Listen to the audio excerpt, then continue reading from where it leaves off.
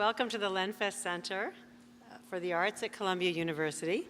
I'm Sarah Cole. I'm the Dean of the School of the Arts, and I'm so happy to see you all here for this wonderful event, the first of this academic year in our new School of the Arts series, Speak Now. We'll be hearing very soon from three great artists and people. David Henry Hwang and Leigh Silverman will be discussing the play Yellow Face, which is currently on Broadway through November 24th, and James Ijames will be interviewing them. And it's my and moderating a discussion with them and ultimately, hopefully with all of you. It's my very great pleasure to introduce this event. To begin, I want to recognize that Manhattan and Columbia University are part of the ancestral and traditional homeland of the Lenni Lenape and Wappinger people.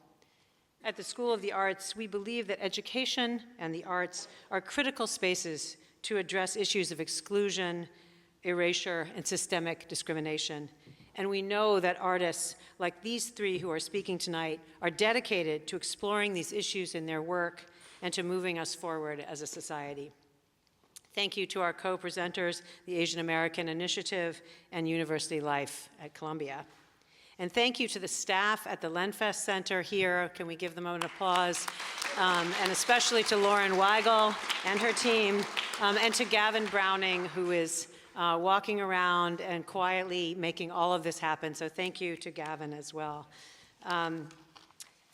As I mentioned a moment ago, tonight's event is part of our Speak Now series in the School of the Arts. This is a series of events that features artists whose work reaches a broad public and which embodies a spirit of adventurous creativity. And that is one of the hallmarks, more generally, of the School of the Arts at Columbia. Recent speakers include the writer Claudia Rankin, a graduate of our program, and the actor Glenn Close. And please stay tuned for more such remarkable presenters speaking now with all of us.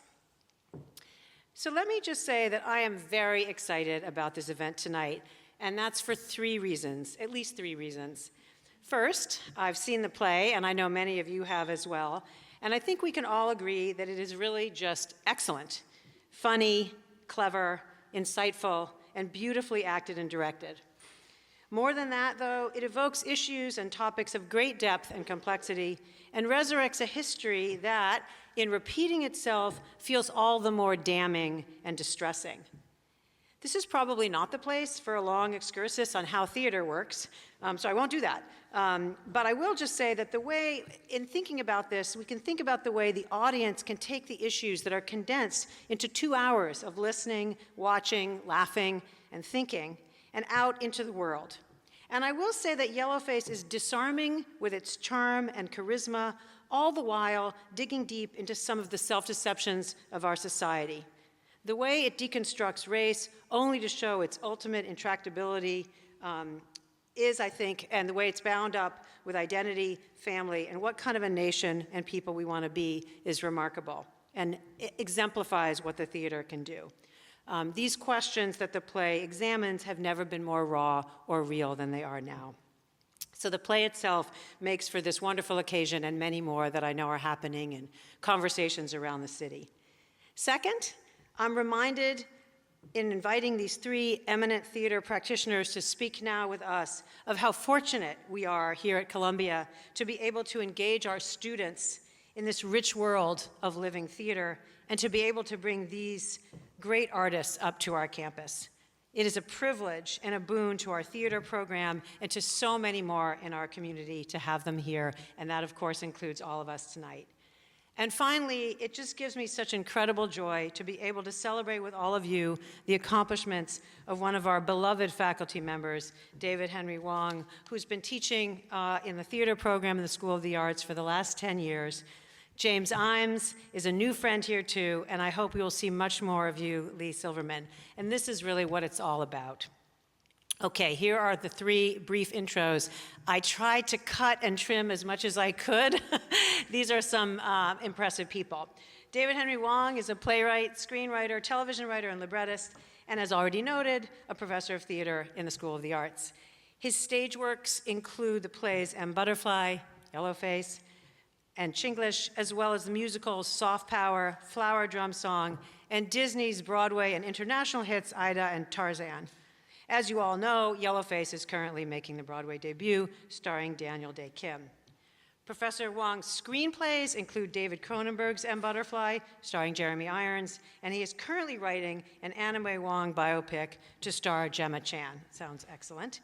Professor Hwang co-wrote the gold record Solo with a late pop music icon, Prince. I think that's what makes me most excited in this entire, I'm dating myself perhaps, in this entire impressive bio, and was a writer, consulting producer for the Golden Globe-winning television series The Affair from 2015 to 2019. He's currently show-running and creating a new television series, Billion Dollar Whale. He's also written 13 operas, incredible, including 5 with composer Philip Glass. Année Damar, I don't know if I pronounced that correctly, and I apologize if I didn't, is currently making its Met Opera premiere. Professor Hwang is a Tony Award winner and 3-time nominee, a Grammy Award winner and 2-time nominee, a 3-time Obie Award winner, and a 3-time finalist for the Pulitzer Prize in Drama. He was inducted into the Theater Hall of Fame in 2018 and the American Academy of Arts and Sciences in 2021, and into all of our hearts from the first time we met him. Leigh Silverman, is a 2-time Tony nominee and has directed over 60 world premiere new plays and musicals. These numbers are really adding up amazingly. She directed David Henry Hwang's world premiere production of Yellow Face, Chinglish, Kung Fu, and Soft Power, as well as revivals of Golden Child, and of course, the current Broadway revival of Yellow Face. Other Broadway credits include Suffs, with another Tony nomination, and incidentally, another strong Columbia connection, Grand Horizons, The Lifespan of a Fact, Violet, also with a Tony nomination, and Well.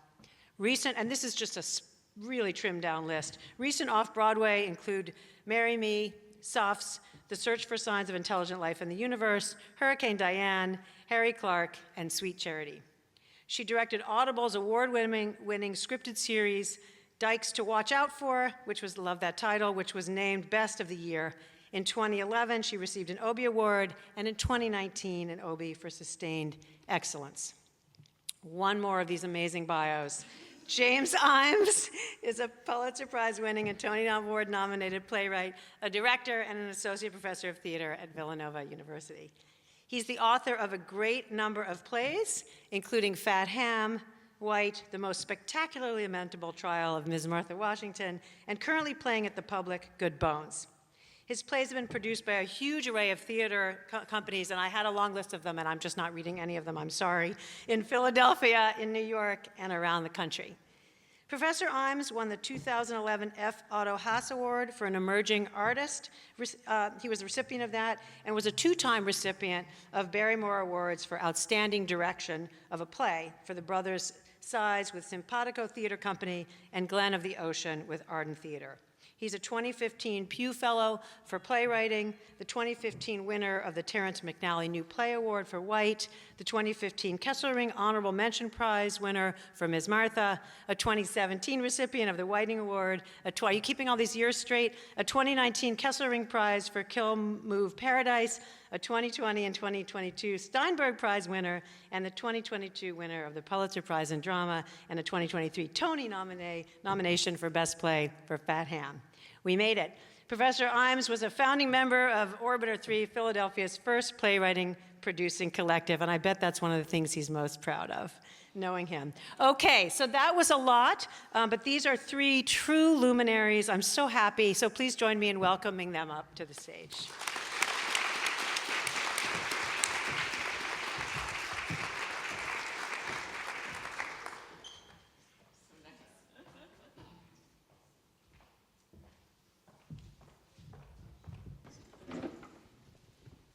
I think there's a trailer first, right? Tony Award-winning playwright David Henry Hwang. Somewhere out there, our star is waiting for us to find him. We are looking to cast this role with an Asian, as you should. Does he look Asian to you? I have to cast this in a way that feels right to me. And I can tell an Asian when I see one. You're Asian, right? Well, my ancestry's really mixed up. Marcus is mixed race Asian. Can you imagine imagine if this got into the papers? You know, it wouldn't be just me who'd get into trouble. It'd be you, too. Good point. Yellow Face. In this day and age, Asian parts must only ever be played by Asian actors. I didn't go through those protests and hunger strikes just so some white imposter could help himself to our hard-won opportunities. But didn't you cast him? I don't want to talk about it. You have to fight the power. What power is it? To put it bluntly, white America. Why do you do all this? Because it feels good to be part of something bigger than myself. You really want to help the community? Yes! Then take off your mask. I'm willing to go out there and lose my face. How about you?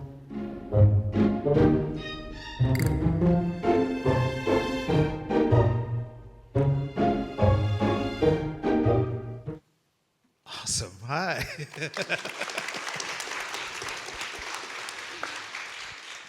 Thank you, Dean Cole. So happy to see all of you here to talk about this amazing play. If you haven't seen it, run, don't walk. How are y'all doing today? It's been a long day, actually, but really happy to be here and happy to be talking about the play with you, Yes. which is super fun. Yeah. I'm also really happy to be here with you. Awesome. Super fan. I'd love for you all to talk about sort of the origin of the play for you and how you came to collaborate on it together. Well, for those of you who have seen Yellow Face, the origin story of the play is embedded into the play itself. So I was involved in a protest in 1990 against the casting of the white actor Jonathan Pryce as the lead role, Eurasian role in the musical Miss Saigon when it first came to Broadway. And it was an early culture wars incident. And I think that I was, arguably canceled, and whatever the equivalent of canceling was in those days all by the mainstream media, because of course there was no social media. And I think I've only realized now that maybe I was a little traumatized by the whole thing. And so I did what I usually do, which is to try to process my trauma through my work. And first I wrote this play called Face Value, which was a farce and a comedy of mistaken racial identity. And it became one of the biggest flops in Broadway history. It closed in previews, so that was no fun, and also probably compounded my trauma. And then I just, thought about it for the next 10 or 12 years and continued to think that a comedy of mistaken racial identity was a good idea, and came up with this other form that could hold that concept, which is essentially a stage mockumentary or an unreliable memoir. And we did that version in 2007. And Leigh can probably talk about how we got to this version in 2024. Sure. So we did, as David said, the play, we did it in Los Angeles at the Mark Taper Forum, and then we did it at the Public Theater here in New York. And it was, it has always felt to me like a kind of play that I wanted to revisit. I wanted to do it again. It's an incredibly sophisticated play. I like to refer to it as a shapeshifter. It starts out, as David says, as this mockumentary, and then it becomes this wild farce, and then a very political play, and ends up being a very personal play. But when we were in the process of making the play, that structure was not clear to, I think, us. It was also, we just were making it, and so we couldn't quite see it. And I think over the years since then, I had felt like, oh, I just wish we could get back to it. Also, it's just this incredible play. And in the depths of the pandemic, like dark, dark days when I thought we would never go back to the theater, I called David and said, one of the things that's making me the most sad right now is that there are generations of people who will never get to see Yellow Face on stage. And what would you think about recording it? And he said, okay, that seemed good. And we went to Audible. We pitched it to Audible, and Audible said, yes, absolutely. And they asked us about bringing Daniel Day Kim on to work on it with us. And he's someone who both David and I have worked with over the years. And we were like, absolutely. And by the time we recorded the Audible, theater was back. And we sat there the first day reading the script, and we couldn't stop laughing. And it became really clear to all of us, to Dan, and certainly to us, that the time was now for this play. And it reinforced this like secret belief that I've always had, which is that David was so ahead of the curve, and that it was truly time for this play now. And Daniel, who is filming 2 separate TV shows, one in Seoul, is using his sabbatical in between the 2 TV shows to do the show right now on Broadway. And it was really because of that, sort of the progression of events, that made it possible for us to bring the play to Broadway now. And it feels really good to know that I was right, and that this is the time, because I think also 15 years ago, this crazy thing would happen when I had the privilege of seeing the show quite a bit. And, audiences were like, Jonathan Pryce was really good. And we really think Jonathan Pryce, and he was good, but the other issues about representation and what it means, and the line from dehumanizing portrayals of Asian Americans directly to hate crime, that connection was lost to audiences. And one of the incredible things that I feel now doing the show, which was what I was hoping for, certainly in this moment, was that people would just understand it differently, and it would make the play funnier. It would make it mean more.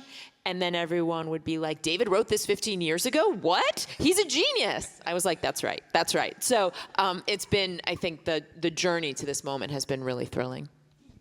I love that. I'd love for you both to talk about the use of humor, to talk about really difficult, tricky subjects. This is something that I employ in my writing a lot, and I get a lot of joy out of it.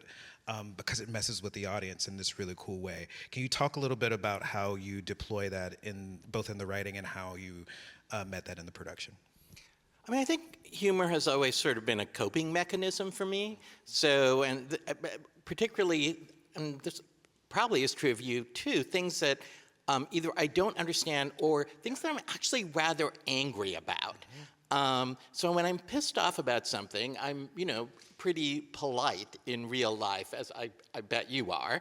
Yes. And so it has to go someplace, and going into the work makes sense. But deflecting it through humor also is kind of a passive-aggressive way of getting at these issues that, sometimes I'm angry about.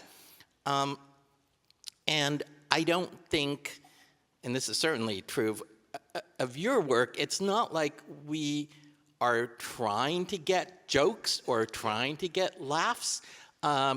It's more like creating situations which are inherently comic, like the notion that David in the play accidentally casts a white guy as an Asian in his play, and then when he finds out about it, he has to try to cover that up to protect his reputation as an Asian American role model. So, that is kind of an inherently funny situation, and then you just try to write it as truthfully as possible, and you see where the jokes are, and then, maybe polish the jokes, but I don't start out by trying to figure out what are the jokes. Yeah, it always feels like just the kind of honesty, and that the humor is actually coming out of a kind of recognition that the audience is like, oh, okay, I recognize that as to be true, or in my life experience. It's really wonderful. What about you in terms of like building that out? Yeah, I mean, I think it's interesting because in Yellow Face specifically, David has written himself into the play. So everyone else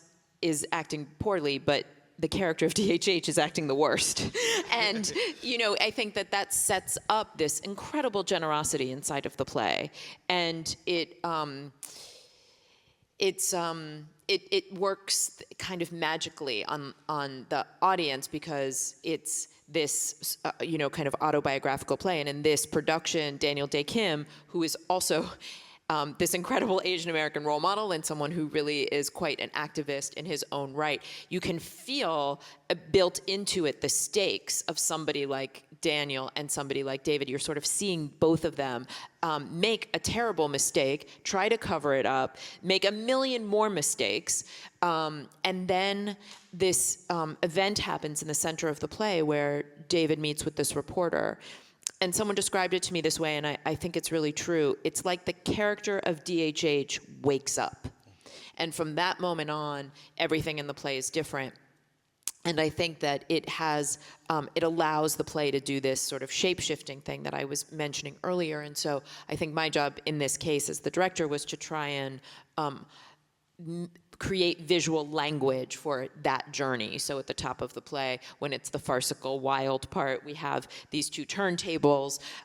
We have this very fast-paced, comedic vibe going on. That's really giving the audience that cue. And then we have this reporter scene that happens physically in the production in a very different way. And then after that scene, everything in the play is different. It looks different. It feels different. It's technically handled differently. And I think that it's one of the really incredible ways that David has walk this tightrope of how do you get from such a rambunctious comedy to something so personal and true and honest. That's lovely. I think it's also worth noting, production-wise, that this is a very different production than Leigh created for the 2007 version. The original version, okay, it wasn't a bare stage, but it felt a little like a bare stage. And the actors were all on stage for the whole time. There were no costume changes, and they kind of sat in a semicircle even when they weren't in scenes. So, so you completely reconceived this, knowing that we were on Broadway, but also just knowing the play so much better now. What is the experience of taking something so personal and traumatic and applying it to a play? How do you do that? Well, I think we all do that. I mean, you do that. Yeah, but you do it with so much joy, and it feels like you, but it also feels like its own thing too. Yeah, I mean, part of it I think is I'm not very good facing my traumas in life. So, like I said, they have to go someplace, and probably the more extreme or egregious example of that is my musical Soft Power with Janine Tesori that Leigh directed. In that case, I got stabbed in the neck, and I had to process that through creating a singing and dancing musical. So, I think that's just the way that I've learned to deal with stuff. I'm curious, how do you experience that? Oh gosh, we're not supposed to be talking about me. I enjoy sort of seeing what people can guess is me, in a play. That's a terrible thing. I can't believe I admitted that in front of all these people. But it is true. I wonder often if something that I've put into the play that feels very much like me, someone sees himself reflected in it. And I think that brings me to my next question about representation. What have you felt like was the difference between how the play was received initially and how it's being received right now? Yeah, first I want to comment on this thing about putting something about yourself in the work, because I often say... I was trying to move on. Yeah, I know. But I often say that, writers hide in plain sight, right? You write about your breakup, and you sort of stick it into something, and maybe people will notice, and maybe people won't. And then I do think the difference in naming the character after myself was that then I felt compelled to make things up. Because then I wasn't playing, hiding in plain sight. If I'm going to call the character DHH, then it can't all be true. Which then allowed me to sort of create a dramatic arc and do a lot of things. Anywho, well, why don't you talk about reception? You were sort of talking about reception. Okay, that's why I'm a director, because everyone's like, who are you? Nobody looks for me in any of the plays, really. I think that it's a couple of things. We cast the play really differently in this production. So in the original production, we had Asian American people and we had white people, and it was a very binary world. And we really wanted in this production to open up the question of who can play what in ways that would be provocative, a little mischievous, fun. And we felt like because the culture had shifted and many things have happened in conversations around casting, that we could actually be more ambitious and we could be clearer and we could drill down deeper. So that's for us one of the main, I would say one of the most significant changes in this production. I think it also has, I think it's made the play better. With very little change in the writing, just actually in the casting. So that's been really interesting. And could you talk a little bit more specifically about that casting? Because I thought that was really wonderful, like how you all decided to employ race in the casting of the play.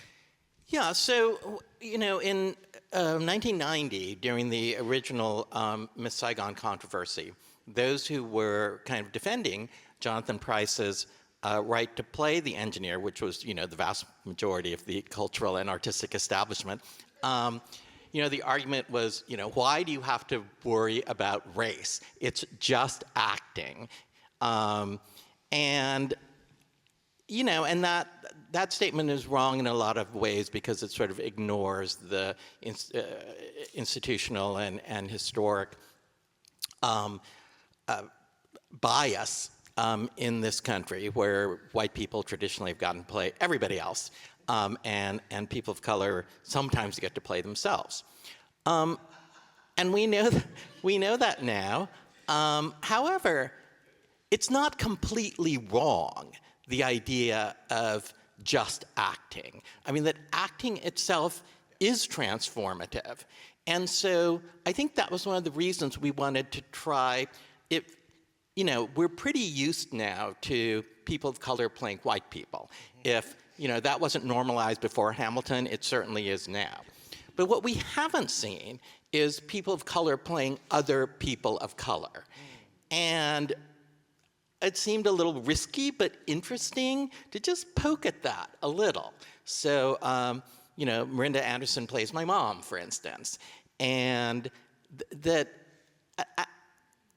I thought it would that it would push the envelope a little, and some people might like it and some people might not like it, but it was interesting to open up that discussion.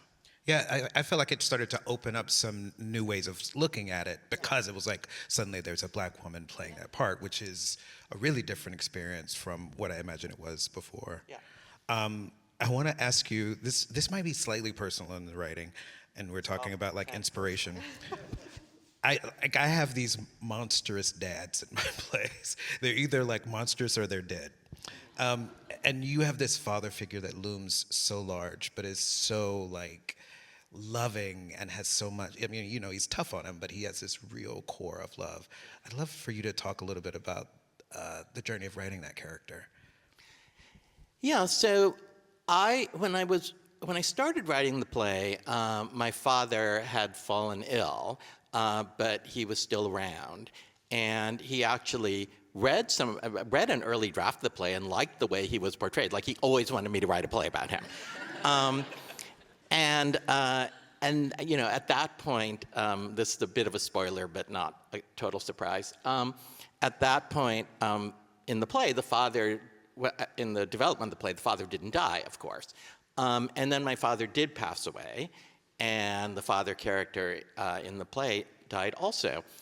And my siblings came down for the opening, and we were like having dim sum or something. And my middle sister, Mimi, was saying that as she was watching this play, she kept going, this is so embarrassing. Yeah, Dad really did say that.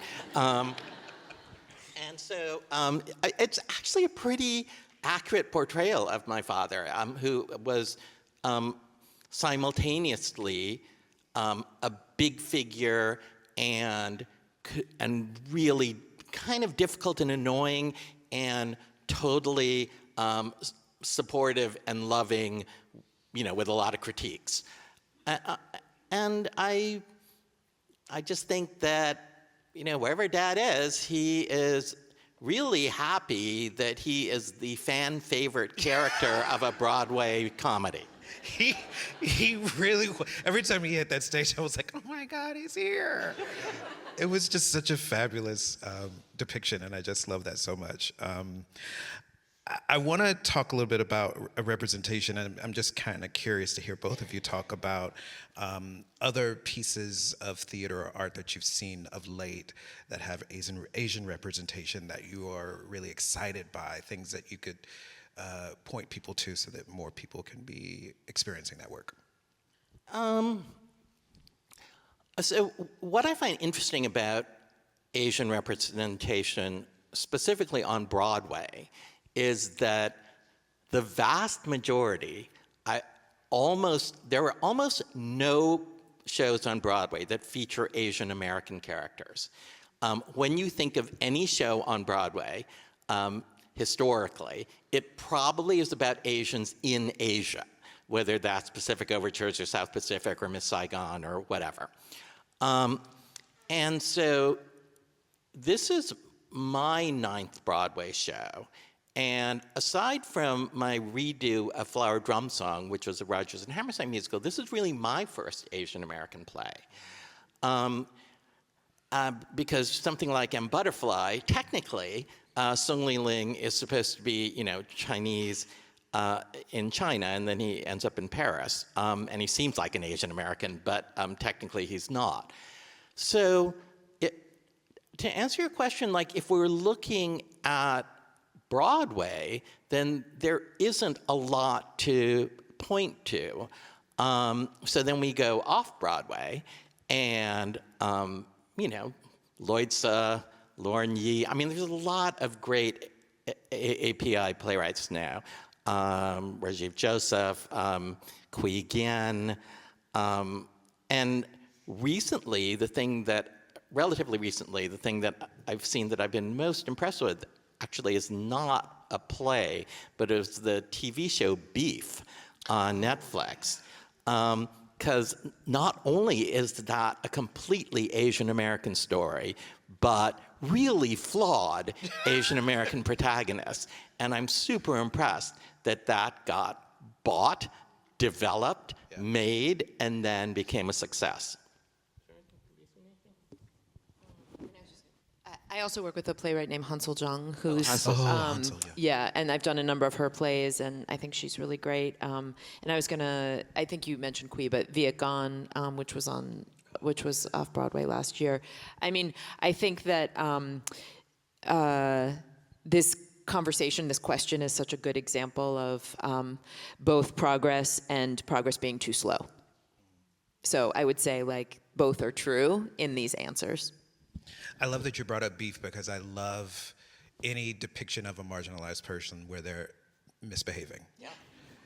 Because it's we either get to be complete deviants or we have to be angels. Mm-hmm. And the vast majority of people are neither of those things. They're somewhere in the middle, and we're all capable of doing these kind of messed up things.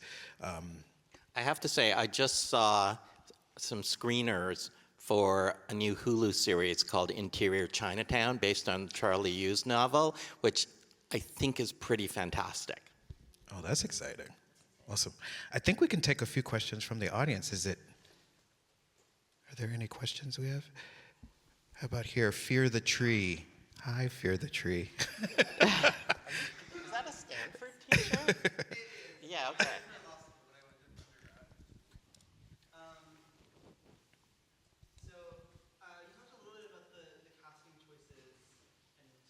How discussions around representation have changed since the original production.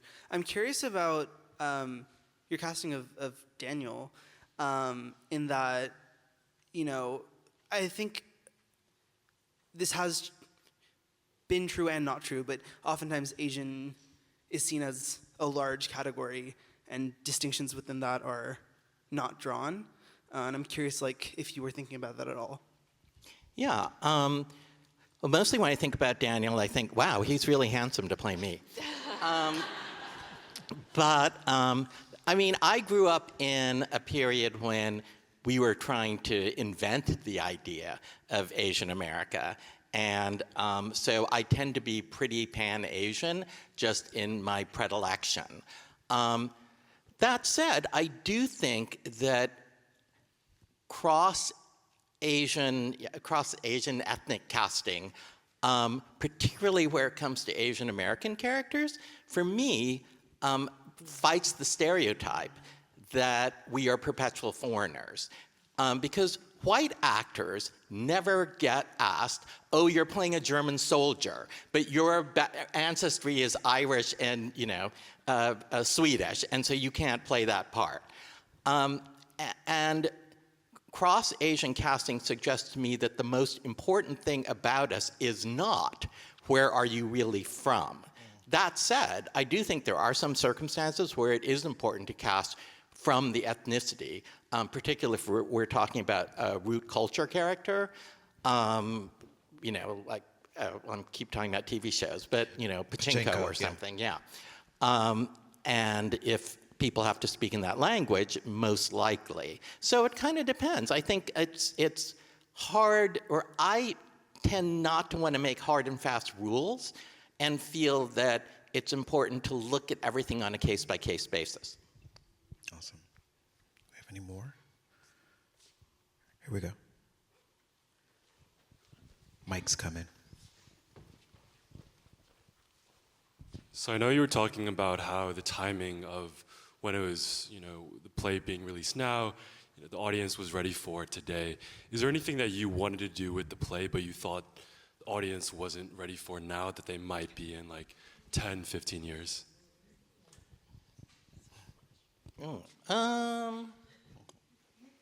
No, I can't, because I mean, I'm trying to make the play the best I can and the most interesting version that I can, and I exist in this moment. So the same way that I guess in 2007, maybe I anticipated some things that audiences weren't ready for another 10 years, I didn't think about that then, and I probably don't think about it now. Is there anything, there's nothing in the production that, yeah, I think we're just trying to make the best show we can. You don't feel like weirdly prescient? Like you can sort of sense like where things are headed when you're writing, or is it just sort of like in the moment you're writing to get to the truth of the moment? I think it's trying to get to the truth of the moment, but you may inadvertently end up being prescient. You know, the opera that we're doing at the Met right now, Aina Damar, is about the murder of Federico Garcia Lorca during the Spanish Civil War. And one of the things that Osvaldo Golhov, the composer, and I bonded on when we were trying to figure out what are we going to write about is this notion of being prescient about through your own work.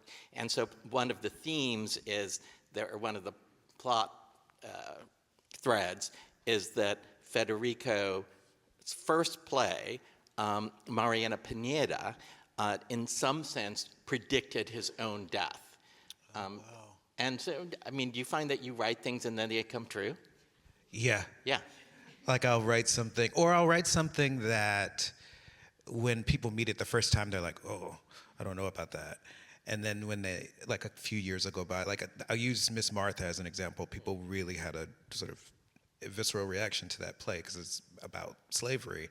And when it was done in Chicago post-pandemic, you know, I think that's the other thing that's really interesting about marginalized writers of color, is that we sort of benefited a little bit from everybody going out and reading How to Be an Anti-Racist for a couple of months in 2020. Like, you know, everybody did a DEI session, you know, at some point. And I think it did I felt a freedom to not feel like I needed to explain things in a way that I think pre-pandemic I felt like I needed to. Do you feel like that, was that in your head at all? It's like sort of like we have a slightly more emotionally intelligent populace about race and identity. Yeah, I mean, I feel that there are good things and there are good reasons and bad reasons why this particular play feels more timely. And the good reasons are some of the reasons that, some things you were just referring to. I think the bad reasons where it comes to Asians is that 2007 was actually a pretty comfortable time to be Asian. And now in 2024, we've lived through a very public spike in anti-Asian hate, fueled by, Kung flu and China virus. Don't forget to vote.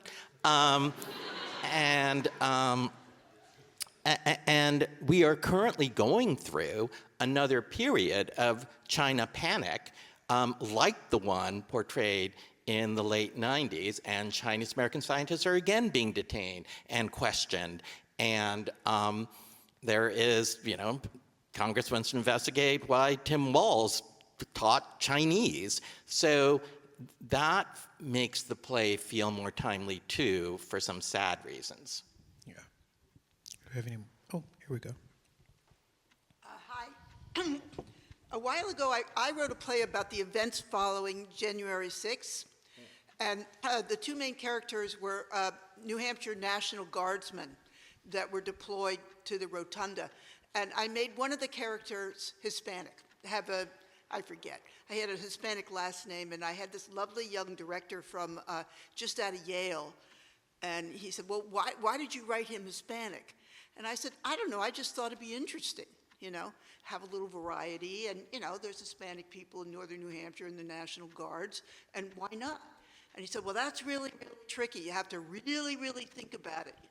You're white. Do you want to cast somebody Hispanic? Well, I said, well, he's Hispanic. And, who can you get? And, it's a free reading. So he ended up having me change it. And I thought, what a missed opportunity for me to learn, for the guy, whoever we got. And I wonder what your take on that. And Jacob, my director's take on it was, it's just too dangerous. Actors are going to get, if you ask a kid who's not Hispanic to play it, he's going to get all crazed. And, if you do not, what would you say? Directors?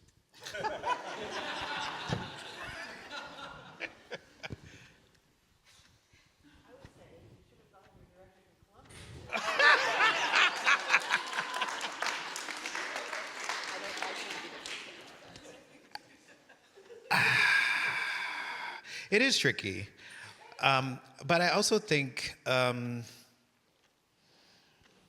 want to live in a art making world where people are interested in taking risk and being risky. I do think if you're going to write a character of color and you're really intentional about that, you should have a reason why. Because if it's not, then it feels ornamental, and that's probably what the director was talking about. It feels like it's like a hat on a hat, as opposed to he is Hispanic because he is from Reading, Pennsylvania, and there's a huge Hispanic population there, and he went to college here, and if you can build the character with that level of specificity and care, I think people don't care, really. I've played Belize in Angels in America twice. He's one of the best black characters I've ever played, and Tony Kushner isn't black. He's gay, but he's not black. So it's part of the experience. But, I think that, it's about care, it's about empathy, it's about making sure that both the actor and the audience who share that identity feel like they belong in that play and are not othered by the play. And I think that's sort of what makes it less tricky. But you got to have a reason. It can't just be a thing you want to do. That would be my answer. I mean, it's interesting. Why do you have to overthink it? I mean, why couldn't I just say I know a couple of Hispanic guys and they're really nice and they live up there and I just kind of like their vibe and it inspires me to write this character? Well, that's a bit of a reason. Like, I mean, like, you could have said that. Like, that's. I think that's probably maybe the beginning of enough. I wouldn't say it's fully enough. Because then you have to, like, really understand. I don't want to keep, I feel like this is a lecture, I'm sorry. It's tricky. Just make sure that you write it deep and broad. That would be my advice. And also be prepared that somebody might not like it. And you got to deal with that. Any other questions? In the back. Hey, David, I got a question.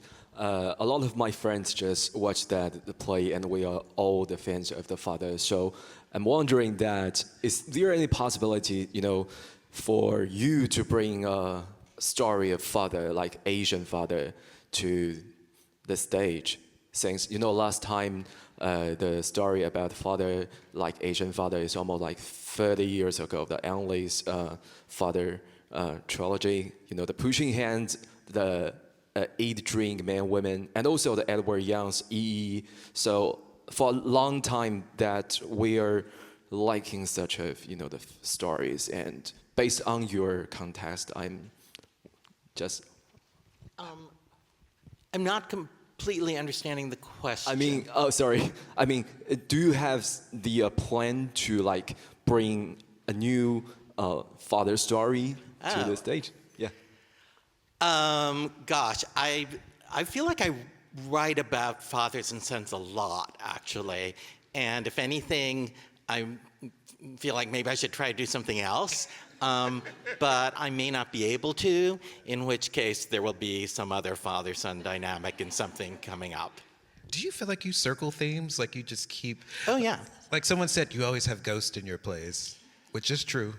Yes, I think there are certain, plots of soil that we writers find most fertile, and we keep returning to it, and when we hopefully do different things with that, so, we grow different plants, to stretch the metaphor, but there's still some stuff that we just fundamentally are trying to work out as part of our project as of being writers.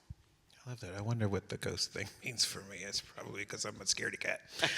I'd love to hear you talk a little bit about directing this play that's outside of your experience, and did that feel daunting? What did you do to this question about sitting slightly outside of your experience? How did that go for you? Yeah, I mean, this was the first show that David and I worked on together. We've worked on 8 shows, something like that since then. Yeah, depends how you count. I think. It is, it's such a great privilege to collaborate with David, and we have a really good mind meld in so many ways, and we also have really good artistic conversation. Actually, the way we started to work together was that we met, we got sort of introduced. He was interviewing directors. We were set up on a blind date, and I walked out, and I thought, well, that didn't go very well. And he was like, yeah, that didn't go well. And then the next day he called me and said, I don't think you totally understand the play, but I really like the way that you were talking, and I think the way you understand, you were able to tell me about the way you understood meant that I could work with you on it. And so that has been, for me, just an extraordinary gift and privilege to work with David. And also, because I work with David so frequently, I've become very close with with so many members of the Asian American community in our theater community. And I feel that there are times that certainly I'm there to facilitate, and I'm there to bring to the stage what David wants. And then there are some times that I'm there to say, what about this? And then there are times for me to say, I think theatrically, how I'm interpreting David's work, we do it together in a way. And I also think that there's a lot about being a director, which is not about my own personal experience. and that instead it keeps me. I feel that it has that because it is not my personal story, it actually has allowed for not only for the work to feel truly about trying to bring to the stage in the most exciting, best, delightful ways, et cetera, David's work, but that it allows me to just stay a little bit on the outside in a way that I find advantageous as the director. And I also take very seriously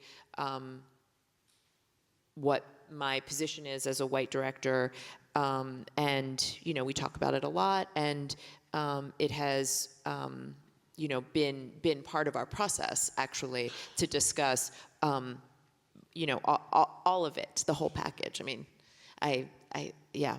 I mean, my version of the first time we met was that I felt like, oh, the things that she doesn't understand about the play are the things that are not yet clear about the play. And then I felt I felt great about her sort of candor and honesty.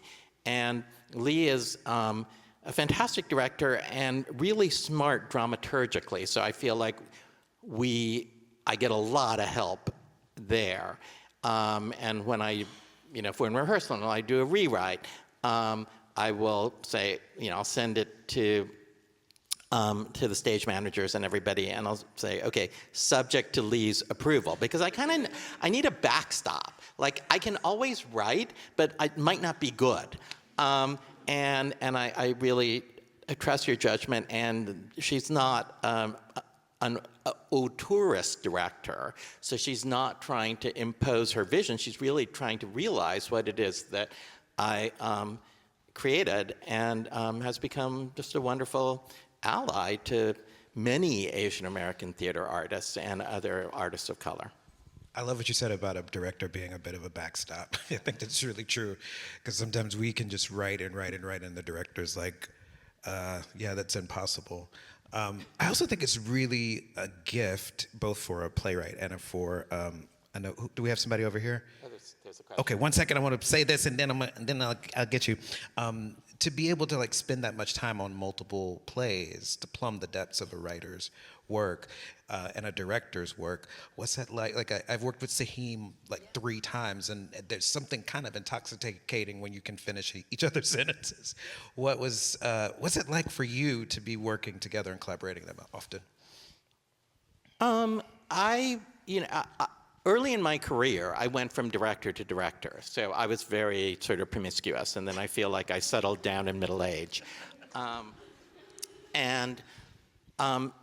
There's just a level of trust, and we can disagree about things, and there were things that we disagreed with on this production initially, but then we have enough experience working through that we know how to navigate that. Yeah, I mean, I think so much of making theater is letting yourself be vulnerable and open and listening and curious. And when you've been through that process with somebody, and particularly when there's good artistic tension and you get to the other side and then they call you back and they're like, I have a new idea, that feels like the greatest compliment for a new work director. And I feel that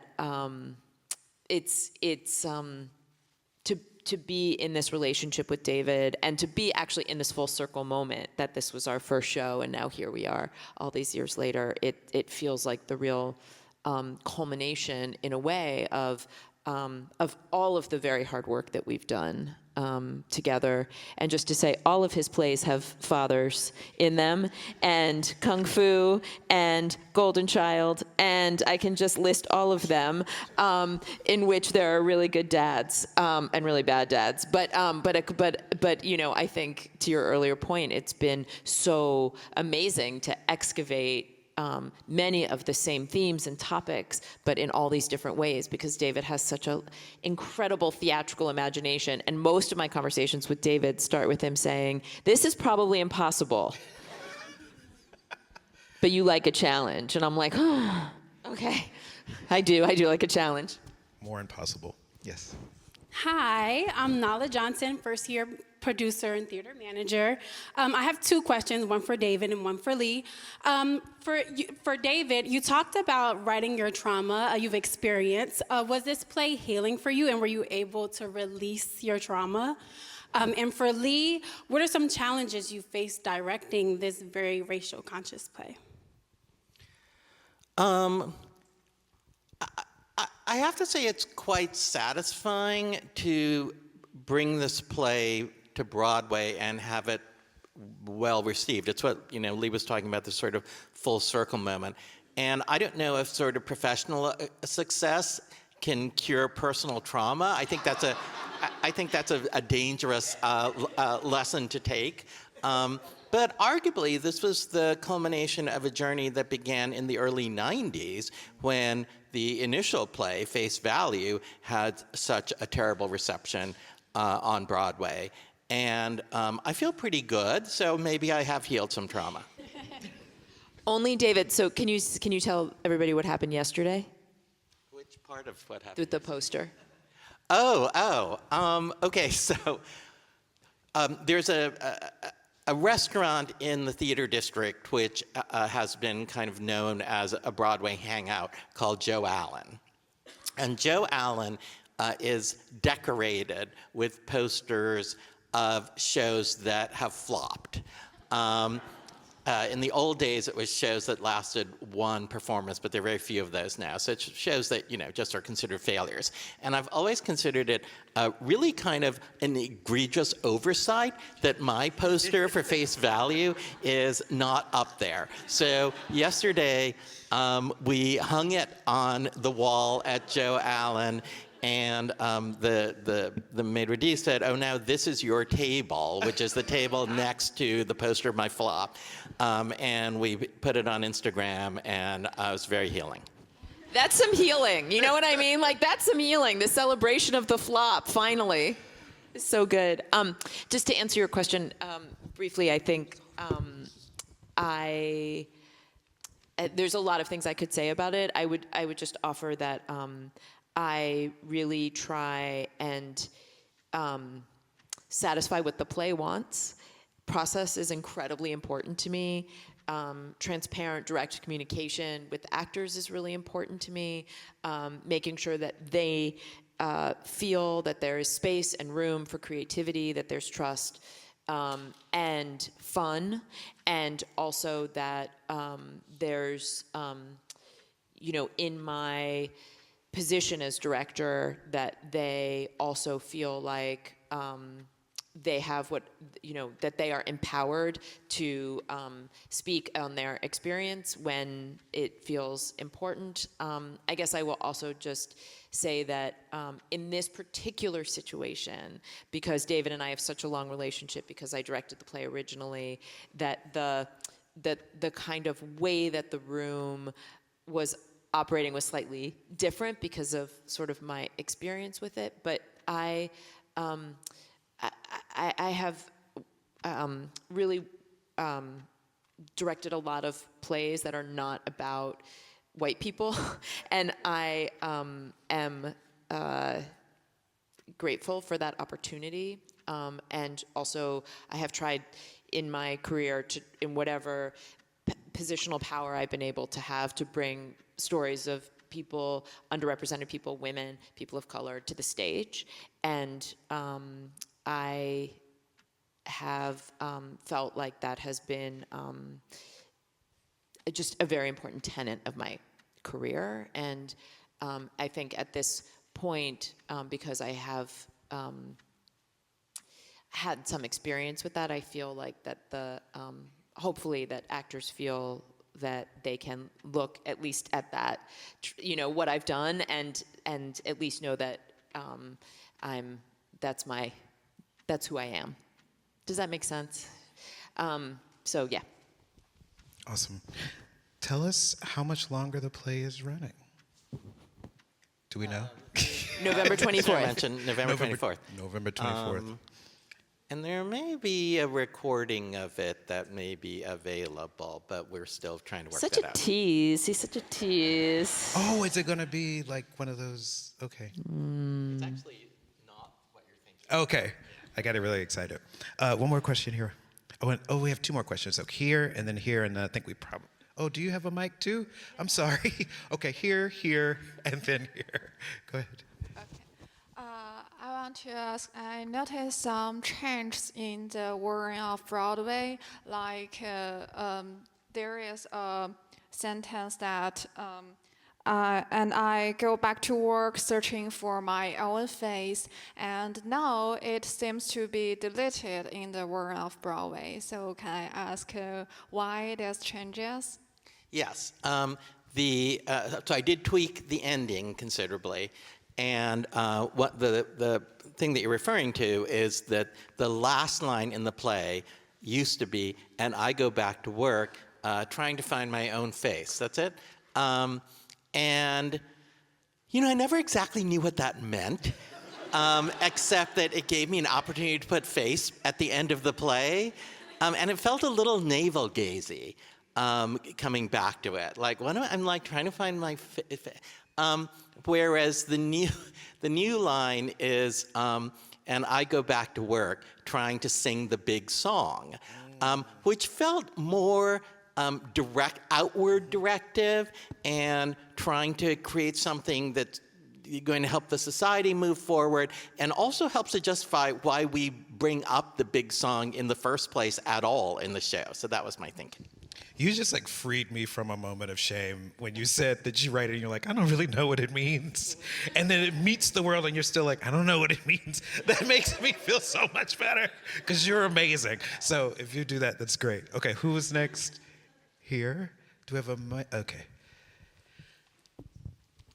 Hi, thanks for mentioning, I guess, TV as well, like Beef and Interior Chinatown. So I guess I wanted to ask sort of a broad question of where you see the direction of, I guess, Asian American cultural production going. If there's a difference in theater for like a Broadway audience and who actually goes to Broadway versus in television and film. I also wanted to add that I saw Yellow Face, I think, first like on the Yum Yum network, which is on YouTube. So, and I also want to mention not an Asian American production, but I think a New Zealand Asian comedy that's run by Asian women or like diasporic Asian women and have diasporic Asian women in the leads called Creamery. So I guess my head is thinking more towards, I guess, a supposed feminist direction versus something like Interior Chinatown, which is written by a man and like focuses like on a man's point of view. But sorry, that was kind of broad, but had a lot of thoughts when you were talking. But thanks for this whole like talk. Yeah, no, I've watched Creamery. Creamery's great, and I would recommend that also. But yes, and Interior Chinatown's pretty male-gazy, but I think still pretty great. So wait, the question is, where's production, Asian API production going? I mean, I kind of think that film and television have been a little better in the past few years than certainly Broadway. And I feel like film and television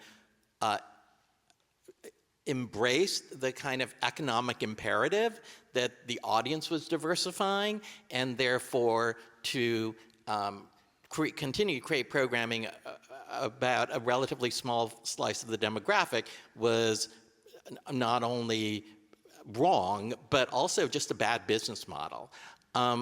So I think that off-Broadway is pretty great with API writers and different kinds of voices, as Leigh and I have mentioned. But Broadway still, what do you want to say about that? Well, I was just going to say about Broadway. So in 2006, I was the seventh woman to direct a play on Broadway in 2006. The seventh.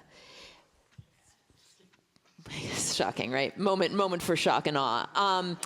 And I will say last year there were, I think, 10 women who directed plays on Broadway, which is amazing.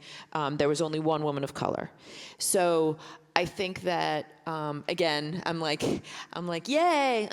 So that's like my story. But I think, so yes, progress, and also not enough and not fast enough. And I think it is, Broadway has been a place that really was most hospitable for white men, and specifically white men on creative teams, behind the scenes, making the decisions about everything. And it is changing. You know, Fat Ham was a revolution. And I think Yellow Face has a lot of that same power. And I will say, it is particularly for women, and specifically women of color, it is a very inhospitable place and remains that way. Also, I can feel it really changing. And the one woman who was on Broadway last year, Shelley Williams, had 2 Broadway shows. So it was really great. And also, so I want to just lift up her voice and her name, and also to say that it is a shocking statistic. I will also just add that off-Broadway, there is almost total parity between men and women, specifically in the off-Broadway directing world. We've almost achieved total parity, which is incredible. And there's an organization called The Count, which details that for anybody who doesn't know. All right, I think we have time for one more. Yes. Yes, you. Thank you. Hello. Thank you so much for being here. I'm learning so much. You mentioned earlier about partnering together because you want to make sure, sometimes you feel like it's not good enough, or you want to make sure that your writing is good. So as a student who aspires to be a writer, what would you say is the point where you consider that you have a good story? And do you always draw from either your real life or current events? What is the point when I feel like what? Like I have a good story. Oh, sometimes I'm wrong. I mean, I finished the script. If I finished the script, I probably thought it was good enough to get to the end. And then I may or may not be correct. But finishing it is, you know, yay. And then, what was the second part of the question? Do you always draw from... Oh, do I always draw from personal? I mean, I think writers draw from personal experience even when it's not literally, you know, you're not literally writing about something that happened to you. I always sort of talk about, you know, I wrote the Broadway adaptation of Disney's Tarzan movie. And for me, that was an Asian American story, because you have a guy, he grows up in another culture, and thinks he is one of that other culture, and then he meets some of his own root culture people and freaks out and has this identity crisis. So I think you find a way to relate to the story that you're writing in a personal fashion. And on that note, that was a fabulous way to end. Thank you so much. Thank you all for coming. See Yellow Face at the Todd Haynes Theater on 42nd Street through November 24th. November 24th. All right. Yeah. Yes.